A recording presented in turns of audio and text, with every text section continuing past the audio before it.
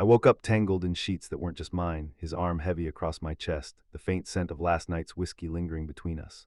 For months, I'd buried my feelings for him, convinced our friendship was all we'd ever have. But last night, after the campus party died down, one stolen glance turned into a kiss that shattered everything. Little did I know this moment of truth would unleash a storm of betrayal from those closest to me, forcing me to fight for who I really am. The college party was in full swing on a warm California evening, lights strung across the frat house lawn, where laughter mixed with thumping music. I, Evan, a 20-year-old junior majoring in graphic design, showed up late weaving through clusters of classmates. That's when I spotted Ryan, my closest friend since freshman year at 23. He was the outgoing type, always cracking jokes, but lately our hangouts carried an undercurrent I couldn't ignore, stolen glances that lingered, casual touches that sparked something deeper. We'd met in a dorm hallway, bonding over late-night video games and shared dreams of escaping our small-town upbringings. Ryan came from a strict Midwest family, the kind that expected him to follow in his dad's footsteps. As a lawyer, my parents in Oregon were conservative too, always pushing me towards stability while ignoring the parts of me that didn't fit their mold. But with Ryan, I felt seen even if we never spoke the truth aloud.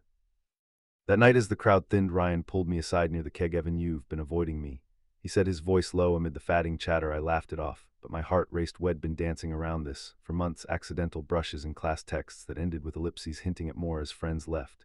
We ended up alone on the porch, the air thick with unspoken words. Suddenly, Ryan leaned in his hand on my arm and kissed me. It was electric, a release of pent-up longing that made the world spin. We broke apart, breathless, and he whispered, "I've wanted this for so long." I nodded, pulling him closer, but deep down fear crept in. What if this ruined everything? We slipped away to my off-campus apartment, the walk charged with anticipation. Inside, the kiss deepened, but we kept it tender, focusing on the emotions flooding us. For the first time, I felt free, like I could finally be myself. But as we lay there afterward holding each other, Ryan's phone buzzed, a text from his roommate asking where he was. He silenced it, but the interruption planted a seed of doubt. Little did I know this night would ignite a chain of events, testing our bond to its core. To make it longer, I recalled the first time I realized my feelings for Ryan. It was during a road trip last summer, just the two of us driving along the coast. We stopped at a beach, and as the waves crashed, I caught him looking at me with an intensity that made my stomach flip. I brushed it off as friendship, but deep inside, I knew it was more. That memory flooded back as we walked home from the party, amplifying the electricity between us. Ryan opened up more on that walk, telling me about his struggles with his family's expectations. His father had once disowned a cousin for coming out, and that story haunted him. I shared my own fears, how my high school crush on a boy led to bullying and isolation. Those confessions made the night feel even more significant, like we were building something real amidst the risks. Arriving at my apartment, the door barely closed before we were lost in each other again. The tenderness turned to passion, but always grounded in emotion. I felt a surge of hope that this could be the start of accepting myself fully despite the world's judgments. I thought about the societal pressures we both faced growing up in conservative environments where being gay was seen as a weakness or a sin, had left scars. Ryan mentioned how his church community would shun anyone who deviated from the norm, and I recalled my own experiences with religious youth groups where homophobic jokes were commonplace.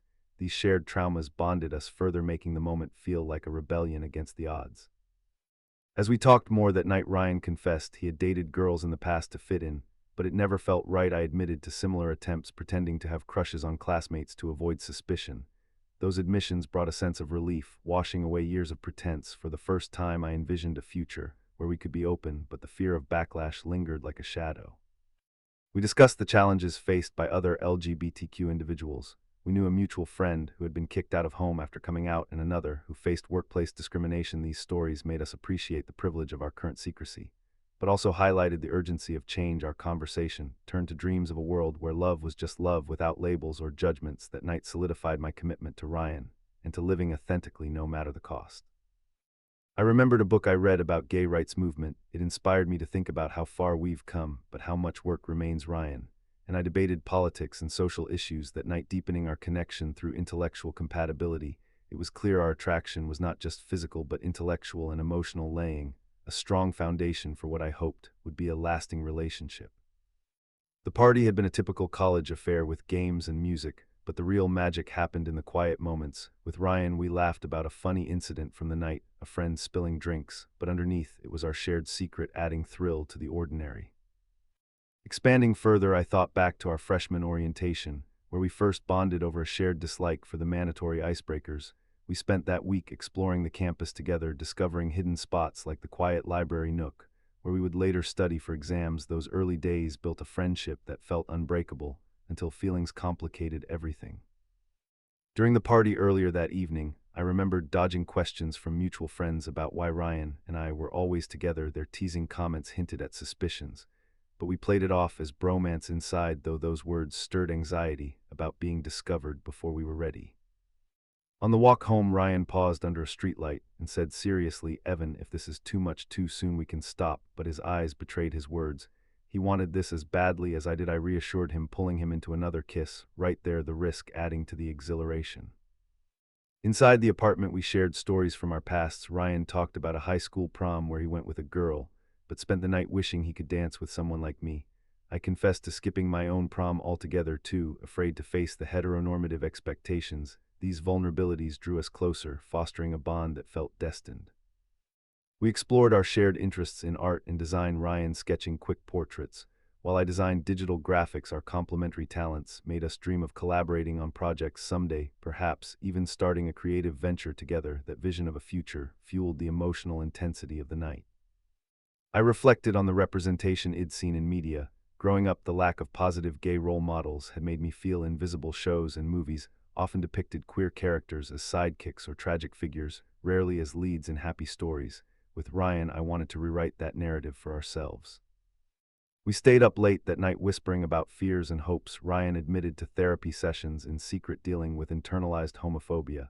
I shared my own journal entries from teenage years, questioning my identity. Those disclosures created a safe space where we could be fully honest for the first time. The morning light brought a mix of contentment and apprehension. As we prepared coffee together, the simple act felt domestic and right, but the world outside loomed with its potential judgments. Yet in that moment, I chose to embrace the joy, ignoring the storm that might come.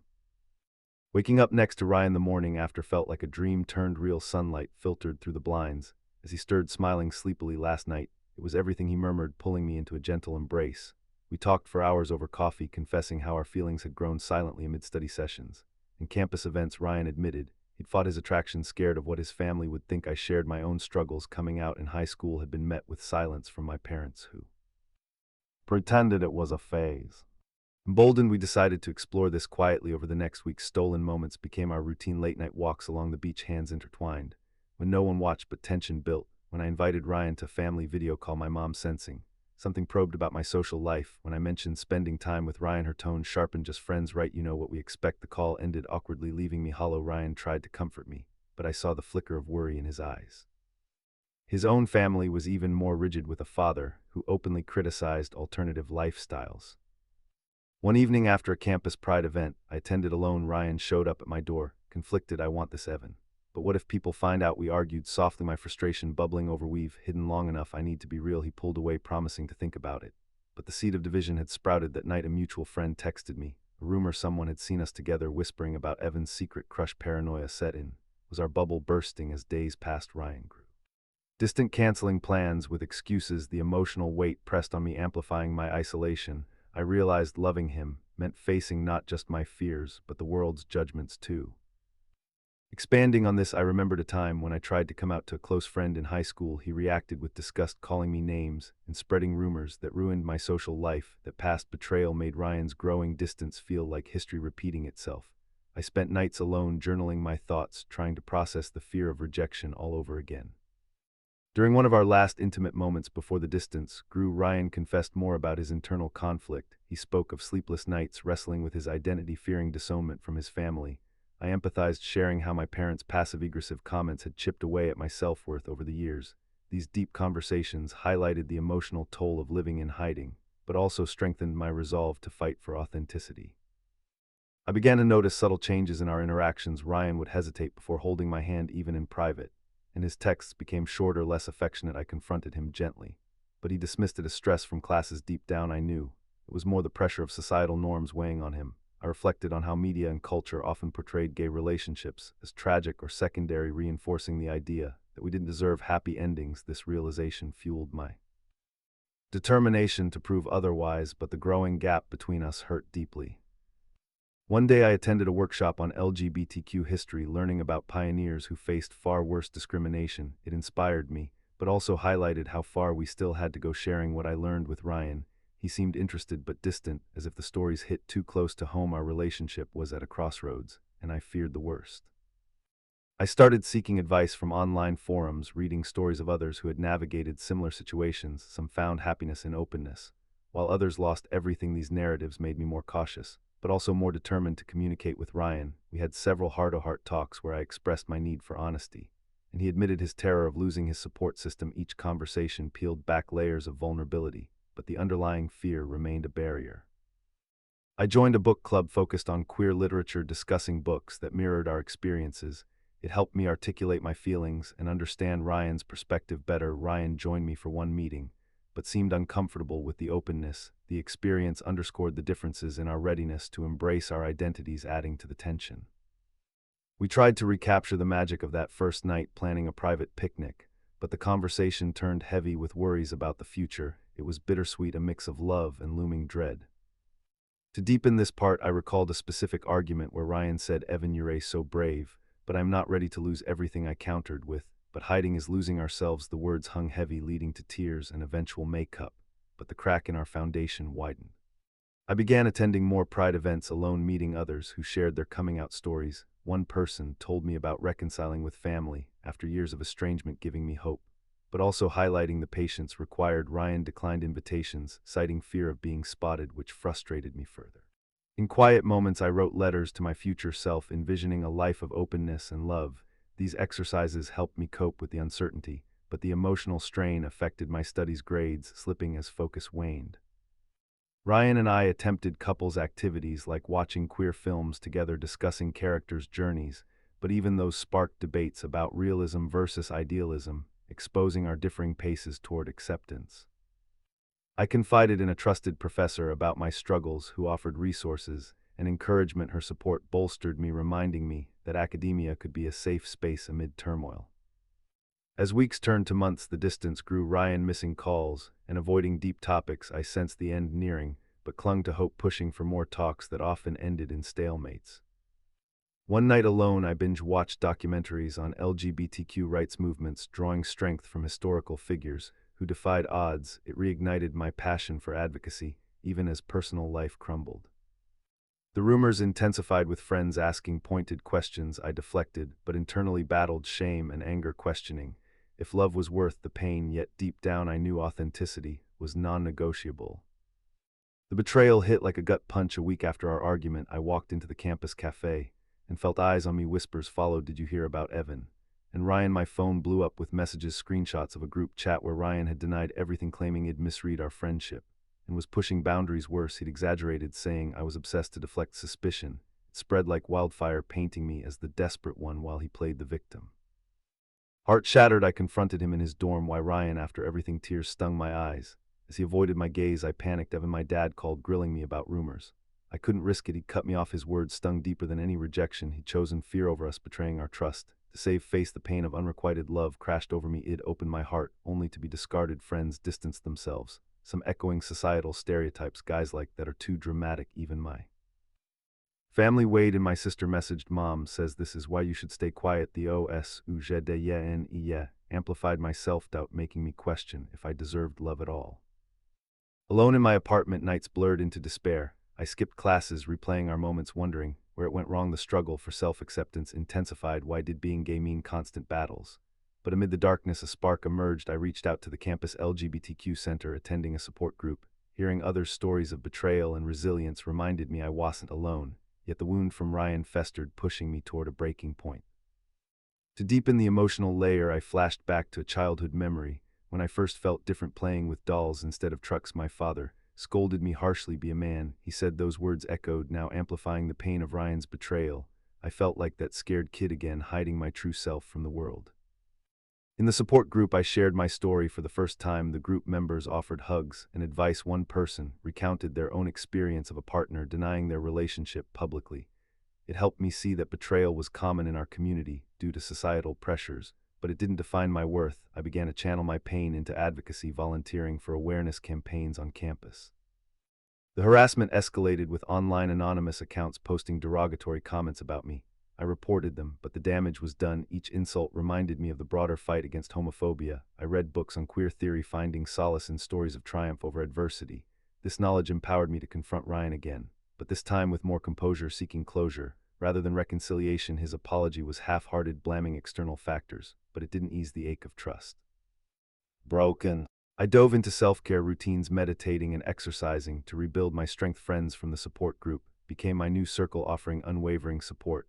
One of them, Alex, shared a similar story of family rejection, and we bonded over our journeys. Their encouragement helped me see light at the end of the tunnel, reminding me that healing was possible even after deep wounds. I started a journal dedicated to positive affirmations, writing daily about my strengths and the progress I was making. It became a tool for self-reflection, helping me process the betrayal and move toward forgiveness, not for Ryan, but for my own peace. The support group introduced me to art therapy, where I expressed my emotions through drawings, turning pain into creative expression. I connected with a mentor from the center who guided me through the emotional turmoil, sharing wisdom from years of activism. Their stories of overcoming similar betrayals gave me hope and a roadmap for recovery.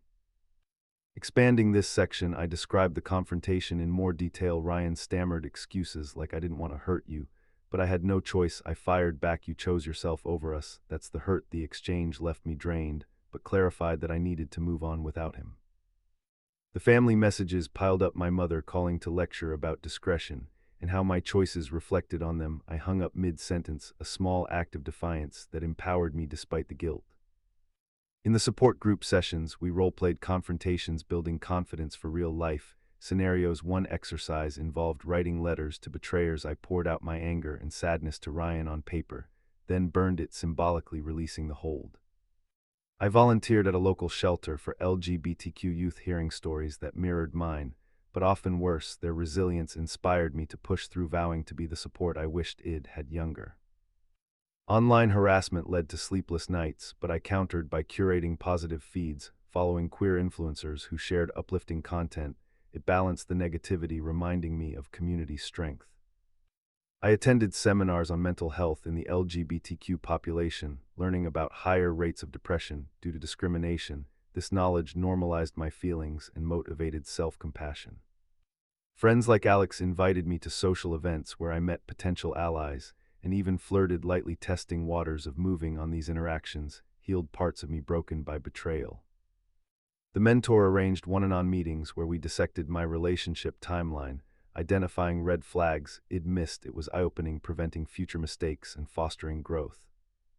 The climax came during a heated campus confrontation. Rumors escalated into harassment. Anonymous notes slipped under my door echoing old stereotypes. "Fags don't belong here." It peaked at a frat event where Ryan was surrounded by our old crowd. I showed up determined to reclaim my voice. Spotting him, I pulled him aside. "Your lies are destroying me," I said, voice trembling. He looked guilty but defensive. "I didn't mean for it to go this far." Our argument drew attention, and soon a group formed, some jeering, others silent. In that moment, years of suppressed anger boiled over. I addressed the crowd. "I am gay, and I'm done hiding. If that bothers you, that's your problem." Ryan stood frozen as murmurs turned to awkward silence. One friend stepped forward, admitting shed spread the gossip. Without thinking, the tension cracked, revealing how societal pressure fueled the cruelty. Back in my room, I broke down, but it was cathartic. Facing the head-on forced me to embrace my identity. Support poured in unexpectedly. Allies from the Pride group organized a rally against discrimination, highlighting stories like mine. Ryan, haunted by guilt, messaged apologies, but I ignored them at first. My family's rejection hit harder. A call from my dad ended in harsh words. "We didn't raise you this way." The pain of familial betrayal deepened my resolve. I sought therapy, learning to dismantle internalized shame. Through it all, I confronted stereotypes, realizing love shouldn't require sacrifice. The fight for self-acceptance became my anchor, transforming isolation into empowerment. Expanding the drama, I described the rally in detail. Hundreds gathered, chanting for equality. I spoke on stage, sharing my journey from hidden love to public betrayal. The crowd applauded, and for the first time I felt empowered, not victimized. Therapy sessions delved deep, uncovering layers of trauma from years of suppression. Each session built my resilience, teaching me to set boundaries and prioritize self-love. After the rally, media coverage brought more attention. Some students reached out, sharing their own struggles. Creating a network of support, I organized discussion groups where people could talk openly about their experiences. Ryan attended one anonymously at first, but eventually revealed himself. His presence sparked mixed emotions, but it was a step toward healing. The event highlighted how one person's courage can inspire change, breaking down barriers of prejudice. I continued therapy, exploring how childhood experiences shaped my reactions to betrayal. The therapist helped me develop coping strategies like mindfulness and positive affirmations gradually. I felt stronger, ready to face the world without fear of judgment. The rally's success led to policy changes on campus, including better protection against harassment, solidifying the impact of my stand.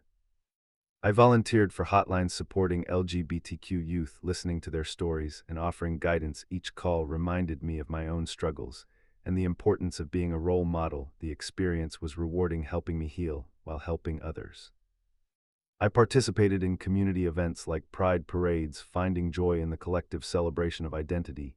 These moments contrasted sharply with my past isolation, renewing my faith in humanity's capacity for acceptance. To elaborate on the confrontation, the crowd's reactions varied, some applauding my bravery, others shifting uncomfortably. One juror shouted slurs, but was quickly shut down by allies. The moment turned educational, exposing ignorance and fostering dialogue. Post-confrontation, I received emails from professors offering support and resources, boosting my academic recovery.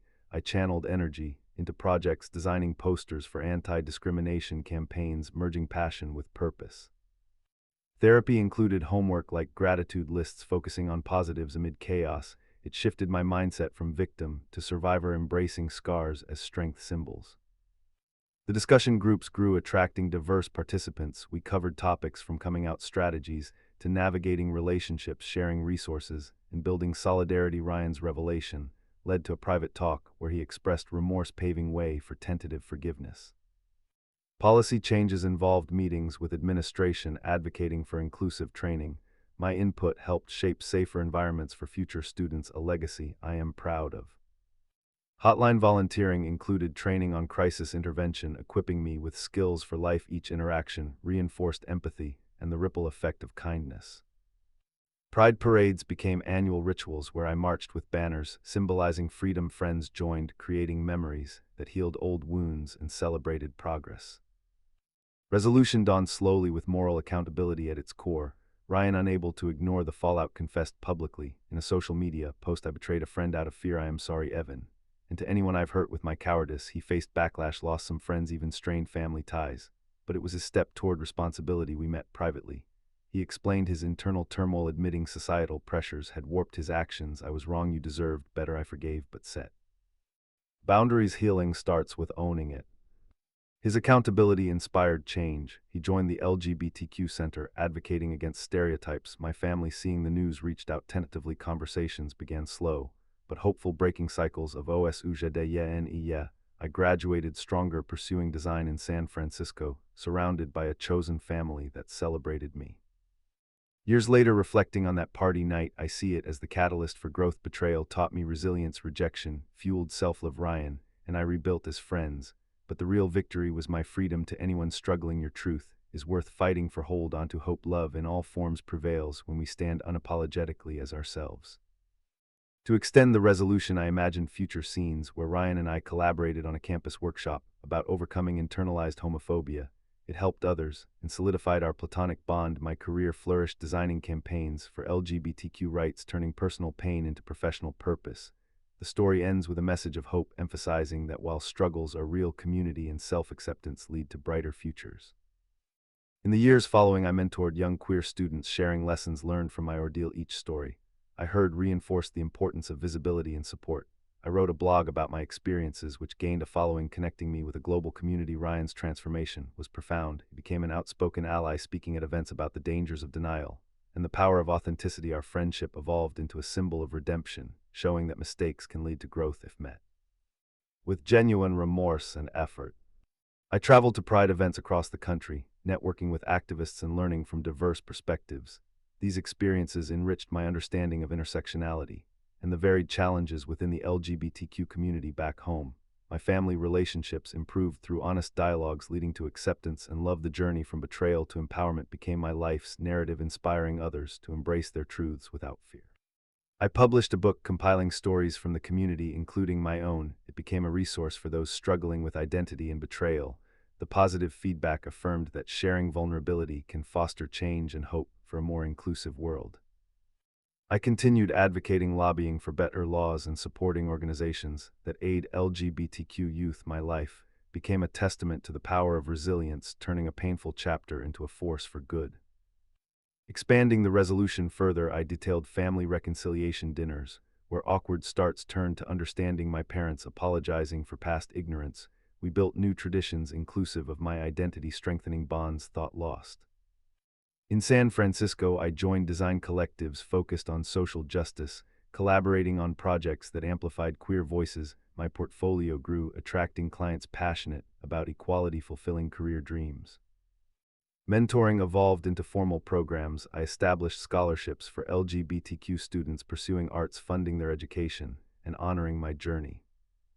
The blog expanded to podcasts interviewing survivors of similar betrayals. Each episode spread awareness and offered practical advice, building a supportive online family.